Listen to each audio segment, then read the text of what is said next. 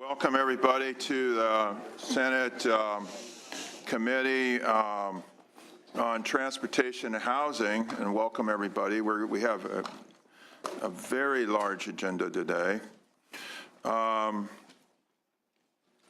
We'd like everybody to not have discussions in the room at all so we can conduct business here. It's a big room. It gets real noisy when people start talking all the time. We also want to hear the testimony, and so we can understand what people are saying. So we'd like that courtesy. Please turn off your cell phones. That includes me. I got to turn mine off. So, no, it's off. Vice Chair says turn yours off. Okay. Now, because of our heavy bill load, we are limiting witnesses to 2 per each side with 2 minutes each for comments. Additional witnesses after that are limited to stating their name, organization, and position. So what that means is 2 witnesses, 2 minutes each per side.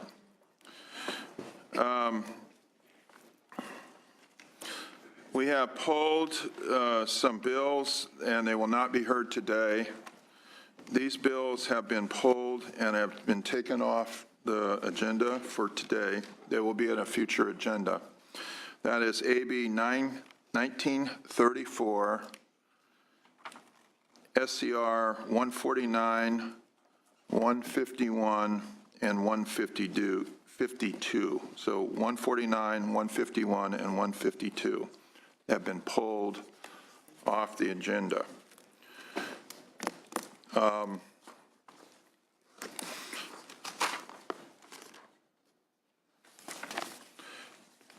We have a consent calendar item. Those items will not be discussed, but will be voted on in one motion. That is SCR 139, Senator Gaines's resolution, Senator Anderson's resolution 147, AB 1932, that's item 11, AB 2030, item 14, AB 2126, item 16, AB 2127, that's item 17, AB 2374, item 21, AB 2469, that's item 23, AB 2491, item 24, AB 2556, and that is item 26, and AB 2906, item 32. We have a quorum. Let's call the roll, please. Senators Bell? Here. Bell, present. Cannella? Here. Cannella, present. Allen? Bates? Bates, present. Gaines? Galgiani? Leyva? Leyva, present. McGuire? Mendoza? Roth? Roth, present. Wachowski? Wachowski, present. We will start with item 6. That is AB 287, and that's Assemblymember Gorin. Would you like a motion on the consent calendar? Or We will take a motion on the consent calendar. I would like to move the consent calendar. And Mr. Chair, I realize that there are 7 bills before this committee that are also going to the EQ committee that I chair, and I will be in and out during this hearing, and I may be abstaining on several of the bills, and I don't want that to be an indication of my opposition or support of it, just for purposes of discussion. Okay, so we have a motion on the consent calendar. If there's no discussion, can we call the roll, please? On the consent calendar, Senators Bell? Aye. Bell, aye. Cannella? Aye. Cannella, aye. Allen? Bates? Bates, aye. Gaines? Galgiani? Leyva? Leyva, aye. McGuire? Mendoza? Roth? Roth, aye. Wachowski? Wachowski, aye. That has 6 votes, and we will leave the roll open for remaining members to cast their vote, and we'll go back to the item 6. Assemblymember Rich Gordon, you have the floor. Senators, when I decided to wade into recall policy in December 2014, the lay of the land was quite different. You may remember that in 2014, there was a dramatic spike in the number of vehicles subject to recall, with nearly 64 million vehicles in the United States recalled. There are many questions about how we got to this point and how consumers, dealers, rental car companies, manufacturers, and government would respond. It was hoped at the time that 2014 was an anomaly. But in 2015, another 51 million vehicles were recalled. And on May 4th of this year, the National Highway Traffic Safety Administration announced that in addition to the nearly 30 million Takata airbags previously subject to recall, another 35 to 40 million will need to be replaced. We've now reached a point where nearly 1 in every 4 cars on the road today has some form of recall. There was a point last year when even the federal regulators appeared unprepared with how to address this problem. In response, AB 287 would address 4 distinct problems related to recalls and ensure that car dealers, rental car companies, manufacturers, and the government all have skin in the game to enhance consumer protection. First, there needs to be truth in advertising. AB 287 would expand consumer protections to prohibit a new or used car dealer from advertising for sale or selling a used vehicle as certified if it has an unrepaired manufactured recall. While I think this change is good, I intend to strengthen this provision should the bill move forward and strengthen it even further by requiring more frequent checks of the recall database. Second, there's a loophole in federal law on rental and loaner cars. AB 287 would close the fewer than 35 vehicle loophole and prohibit a rental car company or car dealer from renting or loaning any vehicle with an unrepaired manufactured recall. As the committee analysis notes, this provision will be strengthened as noted in the analysis. I continue to work with the rental car companies to seek greater alignment between the proposals in this legislation and federal law. Third, the government should have some responsibility to notify consumers. AB 287 would direct the Department of Motor Vehicles to establish a means to notify the owners of vehicles subject to recall at the time of their annual registration. They would notify the owner that there is a recall and how to get it repaired. This requirement would be conditioned upon a determination that the Department of Motor Vehicles has access to the necessary data and funds to implement. Fourth, and finally, manufacturers should have responsibility for proper disposal of hazardous recalled parts. AB 287 would require that automobile manufacturers take financial responsibility for hazardous material disposal costs, and this additional expense would be on the manufacturers rather than on the dealers. Colleagues, it appears that we've entered this new era of increasing automobile recalls. We need to take steps to ensure that all cars subject to recall are repaired. Does this bill resolve all recall-related issues? No, simply no. But I believe that the approach taken in AB 287 represents a practical and meaningful improvement, and I would respectfully ask for an aye vote. Thank you. Witnesses in support, 2 minutes, please. Mr. Chair and Senators, Cliff Costin on behalf of the California New Car Dealers Association, here today as the sponsor of AB 287, the Consumer Automotive Recall Safety Act. I'd like to thank Assemblymember Gordon for doing an excellent job describing what the CARS Act does. I won't repeat anything that he's already said. Instead, I will explain why California's new car dealers are sponsoring this measure. For the past several years, California new car dealers have faced an overbroad and a one-size-fit-all solution on the sale of recalled used vehicles. While California's new car dealers did not create this problem, we are stepping up to try and find a solution to recalled cars that focuses on consumer protection and consumer awareness. Our goal is to try to increase the recall completion rate, which is currently at 70%. We believe AB 287 does what some thought was impossible: find balance between auto dealers, automakers, rental car companies, consumer advocates, and trial attorneys. We still are working on the provisions of the bill, but with this balanced approach to improving California's already strong consumer protection laws, I respectfully request your aye vote. Thank you. Thank you. Other witnesses in support? Good afternoon, Mr. Chair, members of the committee. John Moffett on behalf of Enterprise Holdings, which is Enterprise, National, and Alamo Rental Cars. We want to testify support in concept today. We appreciate what the author has done with these amendments in the bill. As the analysis correctly points out, the last recall bill to make it out of this committee was a bill by Senator Jackson that actually excluded rental cars in favor of a federal approach that applied across the country in a consistent manner. After 8 years of work, our company, the other rental car companies, and many of the advocates sitting in this room today were part of getting that federal solution through Congress last year, and it actually became law in this country on June 1 of this year.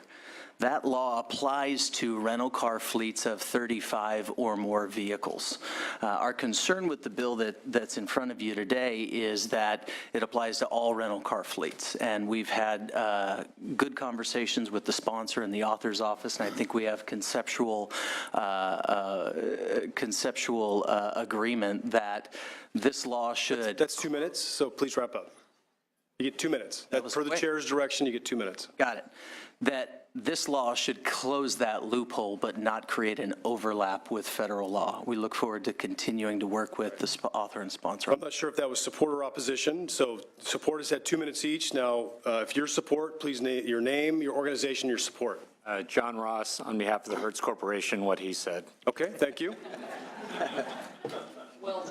Margaret Gladstein on behalf of Global Automakers. We're a tweener category. We were previously opposed to the bill when it was introduced last year. We worked very carefully with the author. We do appreciate the amendments he's made, and specifically would like to encourage funding for the DMV notification for car owners who have recalls. Thank you. Are you support or opposition? I'm confused on where we are now, so. Okay, Rosemary Shahan, President of Consumers for Auto Reliability and Safety. We had been opposed to the bill. We are no longer opposed with the most recent amendments, and we really appreciate the direction that the author and sponsors are moving in, and we look forward to continuing to work with them. Thank you very much. So I guess that was support. Do we have any in opposition? Okay, seeing none in opposition, do we have questions from the committee? Seeing none, we have a motion. Assemblymember Gordon, would you like to close? We just respectfully ask for an aye vote. All right, we have a motion. Could the Secretary call the roll, please? Assembly Bill 287, the motion is due pass and refer to the Judiciary Committee. Senators Bell, Cannella. Aye. Cannella, aye. Allen. Bates. Bates, aye. Gaines. Galgiani. Leyva. Leyva, aye. McGuire. Mendoza. Roth. Roth, aye. Wachowski. We have 4-0. We'll leave that on call. Thank you very much. Member. So we have Assemblymember Gomez. And again, the rules laid out by the chair are support. You have 2 at 2 minutes each. Opposition, 2 at 2 minutes each. All others just name and organization and whether you support or oppose. Mr. Vice Chair and Senators, thank you for the opportunity to present Assembly Bill 1685, a long overdue and common sense measure that updates California's civil penalties for mobile source violations. This committee and the Senate Environmental Quality Committee had a joint hearing on the Volkswagen scandal earlier this year. The world's second largest automaker was caught and admitted to selling vehicles equipped with fraudulent defeat devices used to cheat emission standards. Not only did VW violate the public's trust, but its egregious actions have had a negative impact on human health and the environment. These cars spewed illegal amounts of harmful smog, forming emissions into the air, contributing to California's worse than the nation air pollution.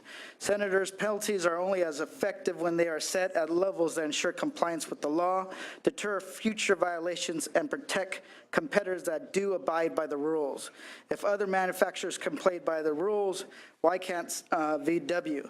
Penalties cannot simply be the cost of doing business. California maximum penalty levels for violations of certification requirements, test procedures, and emission standards have not changed since the mid-1970s, when cars and other equipment cost a fraction of what they do now.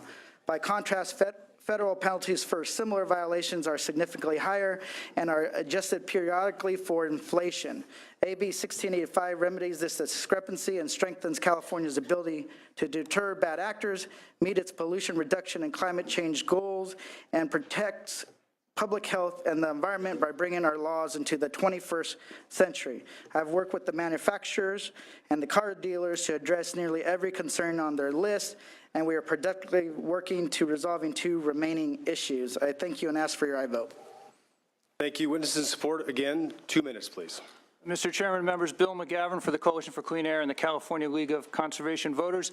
In support, the Volkswagen scandal is an alarming reminder that the laws that protect our air need vigorous enforcement in order to be effective, and that includes having penalties that are up to date. In this case, the penalties were set, I believe, when Richard Nixon was still president, so we clearly need to bring them into this century. And this bill will help, particularly with the problem we have with Volkswagen of making sure that the vehicles in the real world have emissions that are the same as they test in the laboratory. All right, thank you. Other witnesses in support? Yes, Bonnie Holmes-Jen with the American Lung Association, California. As we enter this summer smog season, we know that pollution is causing daily health emergencies with respiratory and cardiac illnesses. So the American Lung Association supports this bill as a vital public health measure. We appreciated this committee's hearing that was held on the VW situation and bringing out all the health and air quality impacts, and this bill is a critical response. It's a long overdue update of the penalty provisions, and this deterrent will ensure that the public will get the health benefits expected from our emission control laws. We urge an aye vote. All right, all other witnesses in support, name your organization and your support, please. Tom Addison with the Bay Area Air Quality Management District in support. Thank you. Mr. Chair, members, Brendan Tuig on behalf of the California Air Pollution Control Officers Association in support. Thank you. And I'm Aaron Livingston with the Air Resources Board, just to answer technical questions. Great, thank you. All others in support, your name, your organization, your support, please. Andrea York on behalf of the Clean Power Campaign, support. Thank you. Diana Vasquez, Sierra Club, California, in support. Mr. Chair, Cliff Koss on behalf of the California New Car Dealers Association. We don't have a position on the bill, but want to thank the author, as he mentioned in his testimony, for working with us. Thank you. Others in support? Seeing none, those in opposition, if you could please make some room for the opposition up here, I'd appreciate it. Thank you. And again, the opposition, 2 people at 2 minutes each, please. Thank you.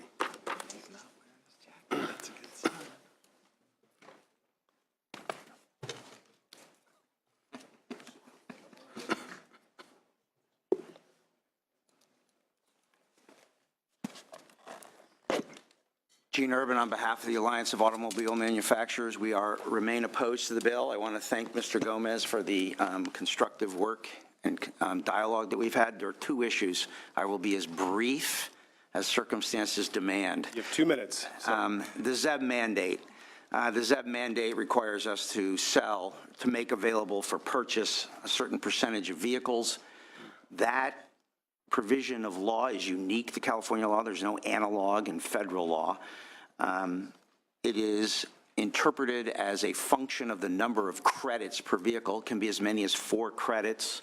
The penalty per violation can go as high as $37,500 under this bill. 4 times 37.5 is $150,000 if someone doesn't buy the vehicle that we make. We don't control that process. We influence it, but we don't control it. We object to the notion that the penalty for violation of the ZEV mandate would increase to as much as $150,000 per vehicle. It's unsustainable. It's not fair. It's not merely a deterrent. It's punitive, and I think it's confiscatory. The other issue I will mention very briefly, Senator Cannella, is the stop sale provision. Right now, the bill says that CARB must, it's mandatory, compulsory, order us to stop sale of all non-compliant vehicles until we pay a penalty. Well, if the penalty is going up by a minimum of 7.5, a multiple of 7.5, more in some instances, we think that's also unfair. We don't think that the compulsory penalty should be necessarily associated with a stop sale, particularly of compliant vehicles. As written right now, and I think Mr. Gomez agrees with this, it applies to the Volkswagen gasoline engine vehicle. It shouldn't, it should only apply to the diesel, and it should only apply to the diesel vehicles that are not compliant. So on that basis, we remain opposed but hopeful. That's a new position. But the ZEV mandate is a very serious issue. We can never not object to a bill that has a provision that would assess us a $150,000 fine per vehicle. Before we go on, I just want to, all the witnesses, I want to say for you, we thank the author for all their work. We thank all the members for all their work. So do not include that in your comments because that takes time away from you. So just get into the issue. So thank you, please. I like it personally. Mr. Chair and members, Ivan Altamura on behalf of Global Automakers. We are in opposed unless amended position. All of the points that my colleague, Mr. Urban, made, I would like to align Global Automakers with. I would just add one other issue that we have concern with, the change in terminology from per vehicle to per action, we believe is unclear. It may, and that it may permit multiple penalties per vehicle or broaden the scope of what actions are subject to penalties. Everything else that Mr. Urban outlined are concerns that we have as well. Okay, thank you very much. Others in opposition? All right, seeing that, I have a question for you, Senator Gomez. In the bill language on line starting in 28, well, I'll start at 27, it says, a person shall not offer for sale, introduce into commerce, import, deliver, purchase, rent, lease, acquire, or receive a new motor vehicle engine, or motor vehicle with a new motor vehicle engine. So it looks like if a person buys a vehicle and doesn't realize, then they could get this $37,000 fine. That seems a little heavy-handed. I can understand if somebody knowingly sells something that doesn't meet the standards, but somebody that buys it, it seems, and I know that's existing law. I know that's currently in the code, but why can't we just get a new provision that just, fines the folks that actually knowingly do it? So I'm Aaron Livingston, Assistant Chief Counsel with the California Air Resources Board, and you're correct. That has been in the law for 30, 40 years, and we've never applied it to an end user, to my knowledge. It's for, this part of the law is for ensuring that new vehicles entering the state in commerce meet our standards. I understand the intent, but it says that you could fine somebody. And so a $5,000 fine versus a $37,000 500 fine is much different. So under the current law, could you go after somebody that buys a car? And you may not want to, but could you go after them and fine them? Theoretically, yes, but there are so many reasons we wouldn't do that, it would go well beyond your 2 minutes. Well, now I'm asking questions. You can have as much time as you want. Yeah. So. True.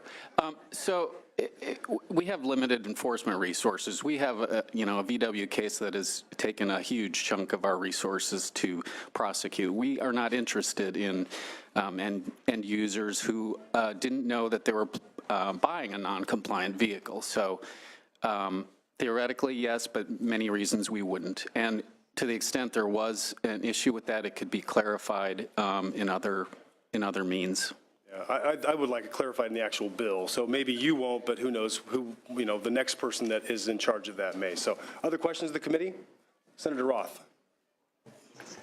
I'd like to, sir, maybe you could explain once again the zero emission vehicle issue, and then I'd like the author to respond.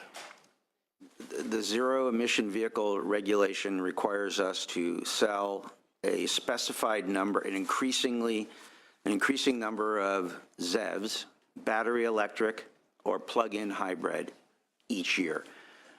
Typically, it's associated with the 2025 objective of 15%. So 15% of all new car sales in the year 2025 will be ZEVs, battery electric or plug-in hybrid, also hydrogen fuel cell. The penalty in the CARB regulation refers to one of the code sections amended by this bill, and the penalty is based on the number of ZEV credits associated with the vehicle. Some vehicles can get 4 credits, some vehicles get fewer credits. If customers don't purchase enough vehicles, we can be penalized in the year 2025, we'll say, and this takes it from 4 credits times 5, 20,000, to 4 credits times 37.5, $150,000 per vehicle, far in excess of the cost of the vehicle. And it's not appropriate. The purpose, one of the purposes of the bill has been explained to me, is to make this consistent with federal law.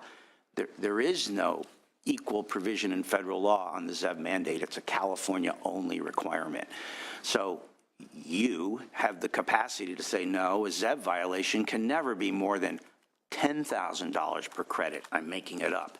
But from our perspective, if the purpose of the bill is deterrence, and we appreciate that, this goes from deterrence to punitive to confiscatory, and it's not appropriate. I mean, the ZEV mandate is not something that we can entirely control.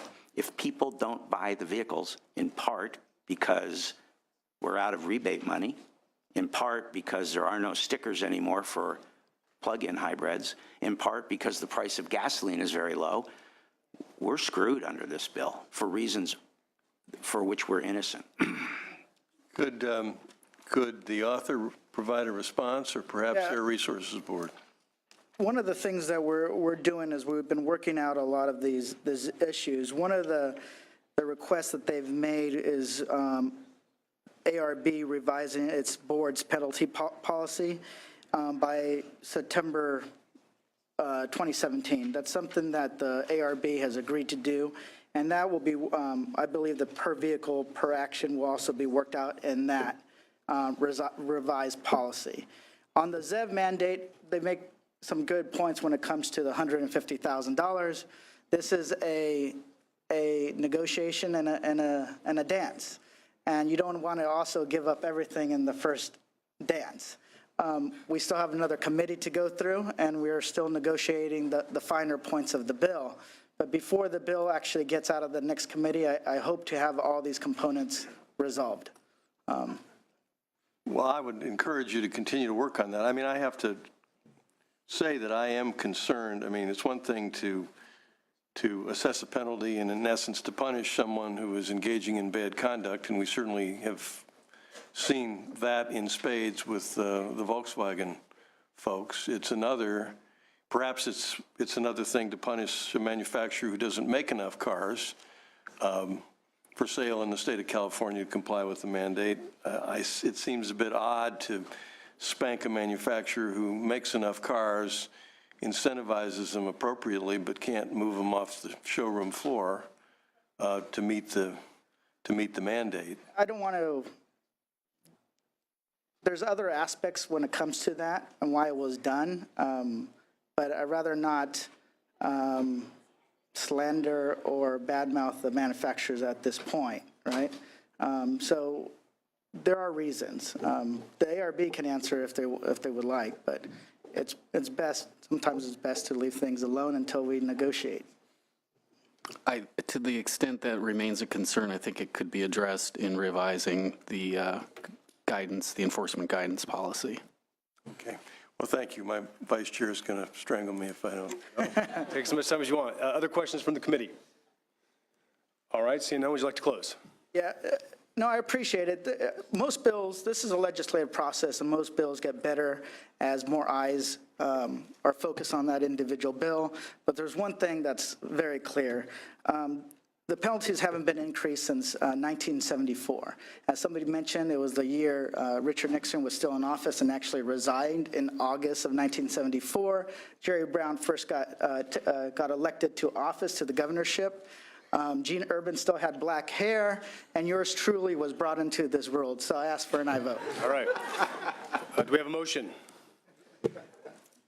What's the desire of the committee? Do we have a motion on the bill? So we have a motion by Senator Leyva. Secretary, call the roll, please.